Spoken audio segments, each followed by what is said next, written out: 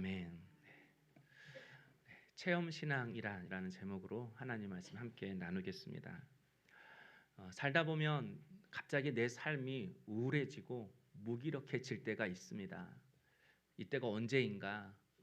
어느새 세월이 흘러서 주름진 자신의 나이 든 모습을 볼 때, 열심히 살았지만 내 삶에 변화가 없고 여전히 공고함이 있을 때, 노력했지만 현실의 장벽에 부딪혀서 실패를 경험할 때, 평생 쌓아온 나의 업적이 한순간 무너질 때, 그리고 이런 자기 자신보다 더 잘 사는 사람들의 모습과 비교될 때 우리는 자신에 대해 초라함을 느낍니다. 그런데 우리가 이렇게 초라함을 느끼는 데에는 모두 공통점이 있습니다. 국어사전에 초라하다 이 단어를 찾아봤더니 옷차림, 겉모양이 볼품없다, 변변치 못하다, 궁색맞다 이런 표현이었습니다. 한마디로 우리가 생각하는 초라함의 기준들이 모두 겉모습, 외모, 외양, 눈에 보이는 삶의 형편들이었습니다. 우리가 그렇게 외적으로 내 삶의 초라함의 기준을 판단하고 평가한다라는 것입니다. 이렇게 세상적 기준으로 성경에서 볼 때 가장 초라한 사람을 뽑은다고 한다면 아마 오늘 본문에 나오는 세례 요한일 것입니다. 세례 요한이 활동하기 전에는 구약의 마지막 선지자 말라기가 하나님의 말씀을 전한 후로 400년 동안 하나님의 말씀이 이스라엘 가운데 임하지 않았던 시기였습니다. 그래서 이 기간을 침묵기, 암흑기 이렇게 이야기를 합니다. 이스라엘이 600년 동안 강대국에 의해서 계속해서 식민 통치를 받았었고, 또 400년 동안 하나님의 말씀이 임하지 않는 혹독한 말씀의 기근을 경험했기 때문에 그렇습니다. 그런데 이 긴 400년의 침묵 기간을 깨고 하나님의 말씀을 받아서 그 말씀을 전한 사람이 있었습니다. 바로 그가 세례 요한입니다. 그가 전한 말씀이 얼마나 강력했던지 사람들이 세례 요한의 말씀을 듣고자 다 광야로 몰려들었습니다. 그리고 그 말씀 앞에 자신의 죄를 회개하고 자복하고 그리고 요단강에서 세례 요한에게 세례를 받았습니다. 그래서 이름은 요한인데 그 앞에 세례를 붙여서 세례 요한이라고 우리가 그렇게 부르는 것입니다. 심지어는 당시 유대인들이 가장 멸시했던 세리와 군인들까지도 요한의 말씀을 듣고자 광야로 나왔고 그 말씀 앞에 똑같이 자복하고 회개하고 세례를 받았습니다. 그래서 당시 사람들은 모두 세례 요한이 그들이 그토록 간절히 기다리던 메시아인 줄 알았습니다. 이처럼 세례 요한은 유대 사회가 발칵 뒤집혀질 정도로 대단한 인물이었습니다. 그런 그가 오늘 말씀해 보니까 옥에 갇혀 있습니다. 2절에 요한이 옥에서, 당시 갈릴리 지역을 다스렸던 왕이 헤롯인데 그가 자신의 이복 동생 빌립의 아내를 가로채서 자신의 아내로 삼은 일이 있었습니다. 그래서 세례 요한이 헤롯의 그 악행을 책망하고 지적했습니다. 그 결과로 이렇게 세례 요한이 감옥에 갇히게 된 것입니다. 그리고 조금 있다가 곧 죄송하지만 목이 베어 순교하게 됩니다. 여러분, 이런 세례 요한의 인생이 초라해 보이지 않습니까? 그는 수많은 사람들에게 영향력을 끼쳤던 사람입니다. 그 사람들이 당신이 메시아냐고 이렇게 물어보기까지 했던 사람들입니다. 자신의 제자들이 자기를 버리고 예수를 따라가도 그는 예수는 흥하야겠고 나는 쇠하여져야 하리라 이렇게 자기를 내려놨던 사람입니다. 무엇보다 많은 사람들이 예수를 잘 영접할 수 있도록 철저히 주연이 아닌 조연의 역할을 감당했던 겸손의 사람이었습니다. 그런데 그의 삶의 결론은 오늘 말씀에 보니까 감옥이었습니다. 뿐만 아니라 오늘 말씀을 보면 흔들리는 세례 요한의 모습을 찾아볼 수 있습니다. 세례 요한이 감옥에 있을 때 제자들을 시켜서 예수님께 이런 질문을 합니다. 3절 말씀이죠.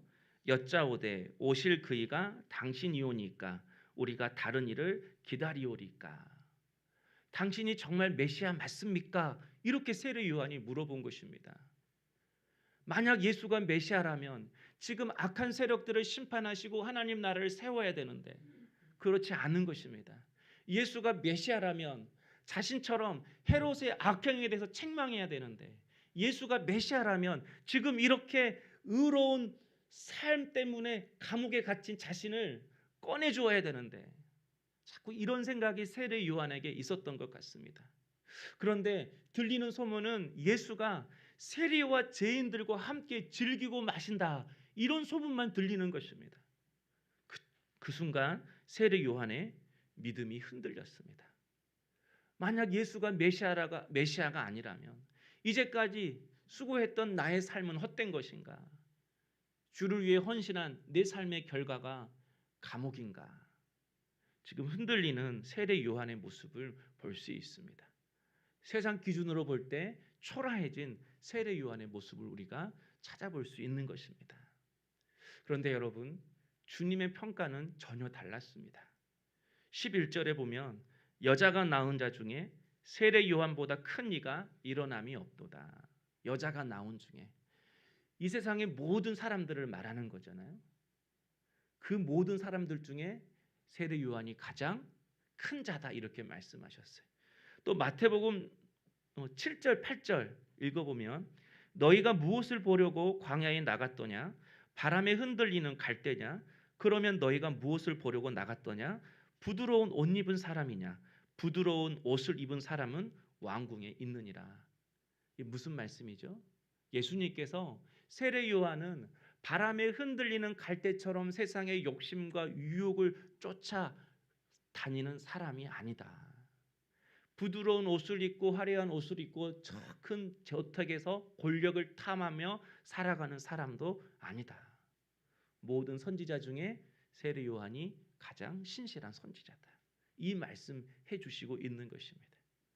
그러니까 지금 감옥에 있다고 세례 요한의 인생이 결코 초라하지 않다라는 것입니다.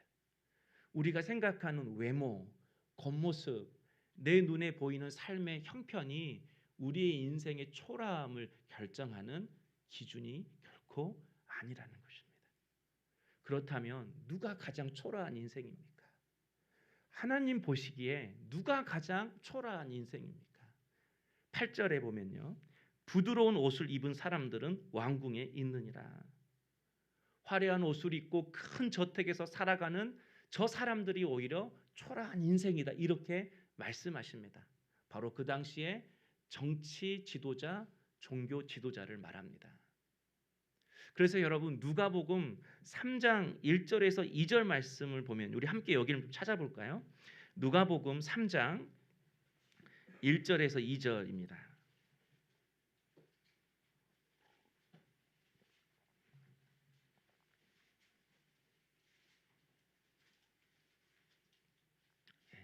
누가복음 3장 1절에서 2절인데요. 헤롯이, 여기서부터 함께 읽겠습니다. 헤롯이, 시작. 헤롯이 갈릴리의 분봉왕으로 그 동생 빌립이 이두레와 드라고니 지방의 분봉왕으로 루사니아가 아빌레네의 분봉왕으로 안나스와 가야바가 대제사장으로 있을 때에 하나님의 말씀이 빈들에서 사가랴의 아들 요한에게 임한지라. 여기서 헤롯, 빌립, 누사니는 당시 이스라엘을 분할 통치했던 분봉왕, 지역 왕들을 의미합니다. 또 안나스와 가야바는 뭐라고 그래요? 대제사장들이라고 이렇게 이야기를 합니다. 이들은 모두 부드러운 옷감에 화려한 옷을 입었습니다. 그리고 다 대저택에서 살았습니다. 한마디로 권력 서열 1위, 종교 서열 1위인 사람들입니다. 그렇다면 여러분, 하나님의 말씀이 그들에게 임해야 하지 않겠습니까? 그런데 400년 동안 침묵했던 그 하나님의 말씀이 그들에게 임하지 않고 오늘 말씀해 보니까 세례 요한에게 임한지라, 이렇게 말씀하고 있습니다. 여러분, 무슨 뜻이죠? 하나님의 말씀이 없는 인생, 하나님의 말씀이 임하지 않는 인생이 초라한 인생이라는 것입니다. 누가 초라한 인생인가?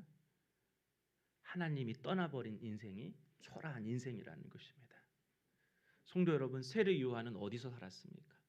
빈들에서 살았다고 합니다. 빈들은 풀 한 포기도 나지 않는 불모지, 즉 광야를 말합니다. 또 성경을 보면 세례 요한은 낙타 털옷을 입었대요. 허름한 옷을 입었다는 거죠.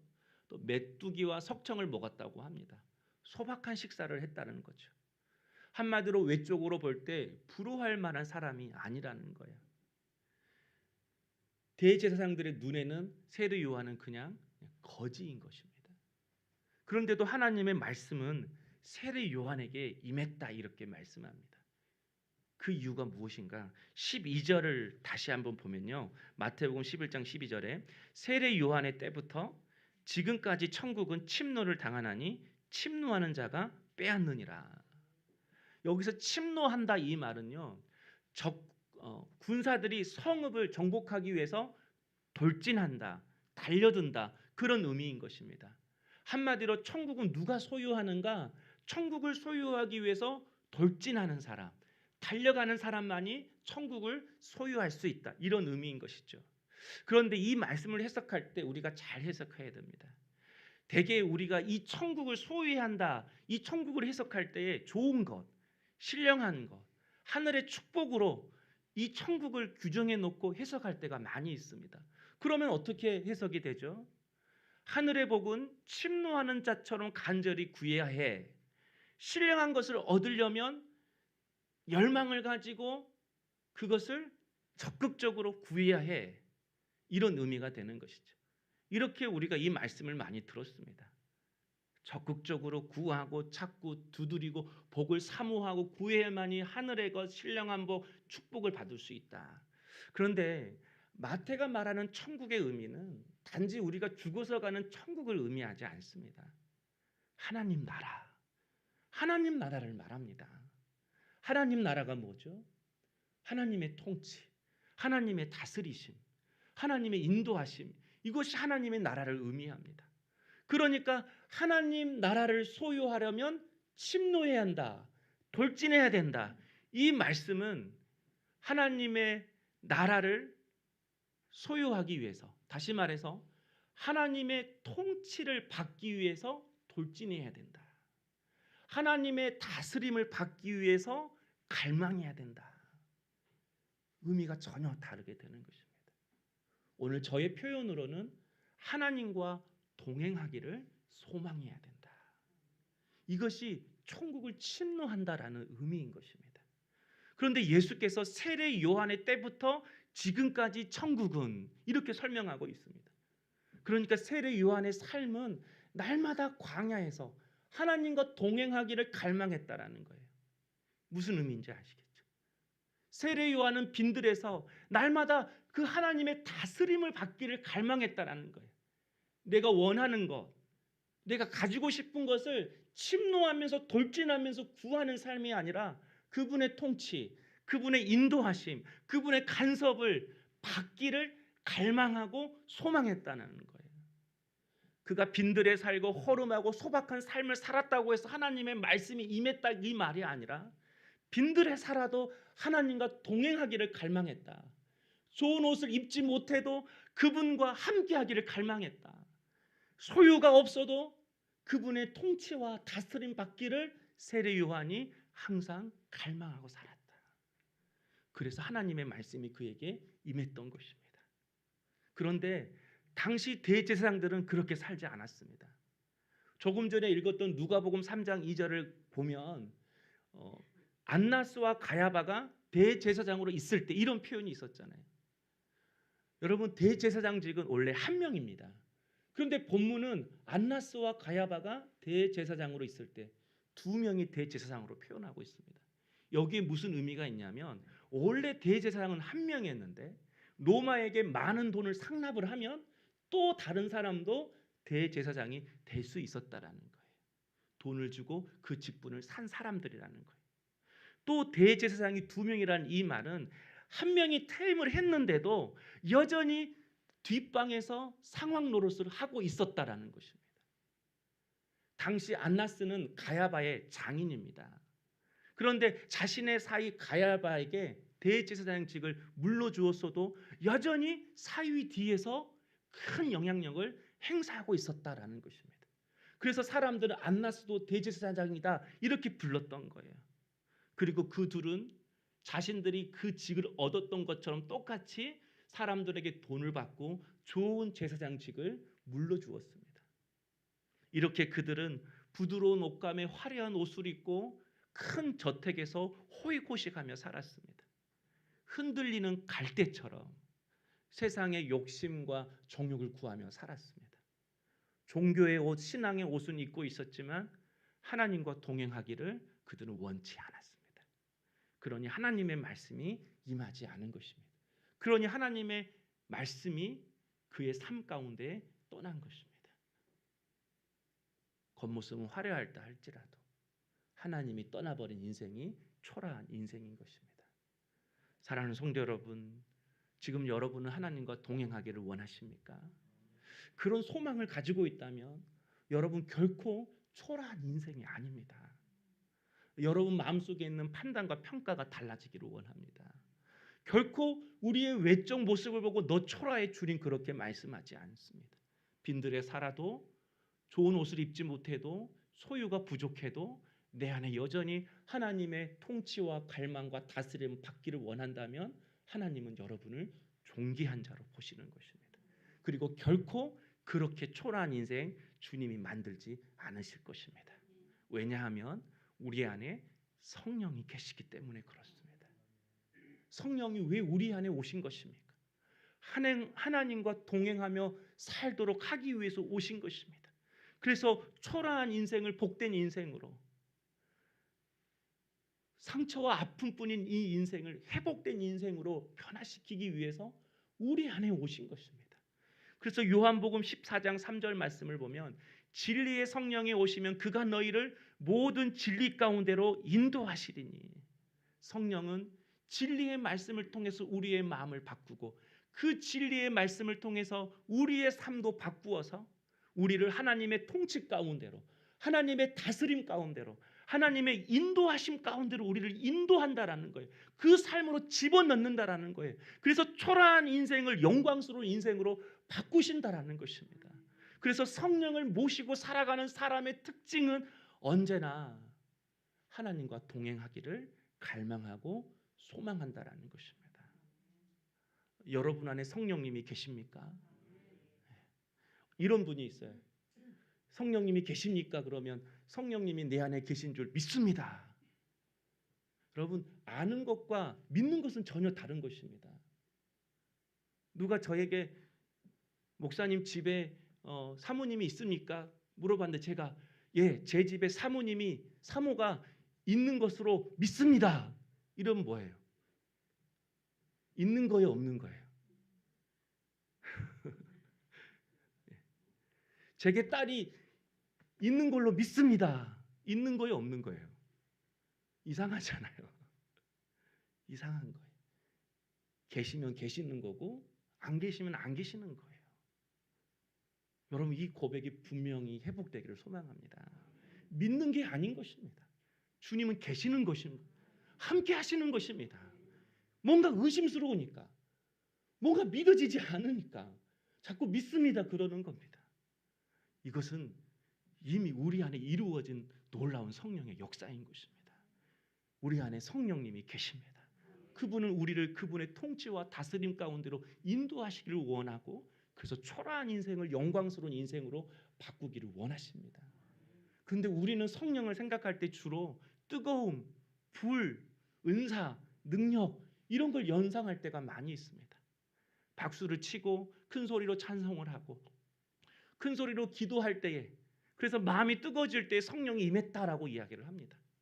그러나 그것은 성령이 역사할 때 나타나는 여러 현상들의 하나이지 성령의 역사, 성령님의 본질은 결코 아닙니다.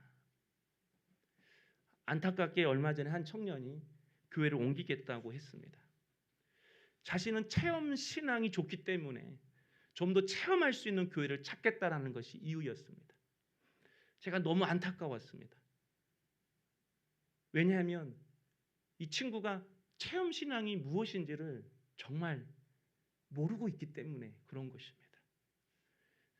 체험 신앙을 감정 체험이라고 생각하는 거죠. 오랫동안 은사, 치유, 능력, 축복, 편협한 교리로 사람들을 옥매이는 그런 교회 가운데에, 그런 목사 가운데 오랜 신앙생활을 하다 보니까 예배 시간에 마음이 뜨거워지고 뜨겁게 눈물을 흘리고 통성기도를 해서 찬양을 하고 마음이 뜨거워지는 것을 체험신앙이라고 생각하는 것입니다. 그러나 그것은 종교적 흥분이고 감정 체험이지 결코 주님이 말하시는 체험신앙은 아닙니다. 여러분, 체험신앙은 무엇입니까? 진정으로 내 삶이 변화되어지는 것을 체험하는 것이 체험신앙입니다. 이제는 말씀대로 사라지는 것이 체험신앙인 것입니다. 교리가 아니라 복음 앞에 서는 체험이 체험신앙인 것입니다. 그래서 내 눈에 비닐이 벗겨지는 것이 체험신앙인 것입니다. 그래서 제 안에 또 다른 사역의 목표가 생겼어요.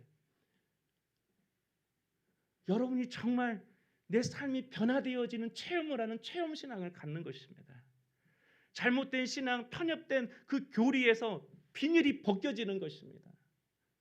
때로는 그들이 거부해도, 때로는 그것을 받아들이지 않는다 할지라도 끊임없이 그들에게 진정한 신앙이 무엇인지, 복음이 무엇인지 질문을 던지는 것, 다시 한번 내 사역의 또 다른 목표로 삼기로 제가 결정을 했습니다.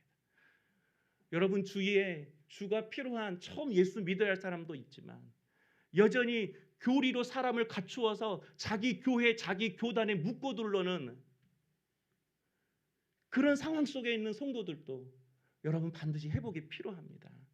잘못된 체험신앙을 가지고 헛된 길을 찾아가는 광야에 갈 때처럼 세상 사람들이 복을 구하는 것처럼 흔들리듯이 하나님의 복을 주면 좋고 안 주면 흔들리는 그런 갈대신앙에 살아가는 그 사람들 또한 여러분, 우리가 주의 통치 가운데로 인도하고자 하는 그런 소망과 갈망이 우리 안에 있어야 한다는 것입니다. 그러기 위해서 여러분, 우리가 이 체험신앙을 갖기 위해서 우리에게 필요한 것은 이제 우리가 아웃사이더 신앙을 갖는 것입니다. 사실 세례 요한은 제사장 사가랴의 아들이었습니다. 누가복음 1장 8절을 보면 이 세례 요한의 아버지 이 사가랴는 보통 제사장이 아니었습니다. 예루살렘 성전 그 안으로, 성소 안으로 들어가서 직접 분향을 할 수 있는 서열이 높은 그런 제사장이었어요. 당시 제사장은 세습직이었기 때문에 세례 요한은 가만히 있으면 자신도 제사장이 될 수 있는 그런 사람이었습니다. 다시 말해서 좋은 집에서 호의호식하며 좋은 직장에 살며 높은 연봉 받고 살아갈 수 있는 그런 사람이었다라는 것입니다. 한마디로 그는 종교인으로 살 수 있었습니다. 빈들에서 힘들게 살지 않아도 되었습니다. 그런데 그 자리를 버리고 광야로 나갔습니다. 예루살렘 성전이라는 인사이드의 자리를 버리고 빈들이라는 아웃사이드의 자리로 나갔던 것입니다. 제사장이라는 인사이드의 그 좋은 자리를 벗어버리고 말씀대로 살려고 하는 그 아웃사이더의 자리로 세례 요한이 나갔다라는 것입니다. 이유는 하나입니다. 하나님 그분과 동행하기를 갈망했기 때문에 그렇습니다. 그렇다면 성도 여러분, 지금 여러분 어디에 서 있으십니까? 사람들이 몰리고 관심 있어하는 그 인사이드의 자리에 있습니까? 아니면 하나님의 말씀 받기를 원하고 그분과 동행하기를 원하는 아웃사이드의 자리에 있습니까? 그리고 우리가 지금 앞으로 나갈 자리는 어디인 것입니까? 아웃사이더의 자리는 분명 초라한, 세상 사람들이 보기에 초라한 자리입니다. 성공과 소유는 상관없는 자리일 것입니다. 즐거움과 쾌락과는 상관없는 자리일 것입니다. 그러나 여러분, 그 자리가 하나님의 말씀이 임하는 자리입니다. 그리고 결국 내 인생을 가장 영광스럽게 하고 복되게 하는 자리임을 믿습니다. 우리 물댕동산교회는 그동안 새로워지려고 많은 노력을 했습니다. 수만 개 교회 중에 또 하나의 똑같은 교회는 의미 없다, 이런 생각이 있기에 교회가 새로워지기 위해서 많은 고민을 했습니다. 그래서 최소한의 조직만 남겨두고 많은 기관을 없앴습니다. 그 이유 속에는 계급이 직분이 되지 않아야겠다.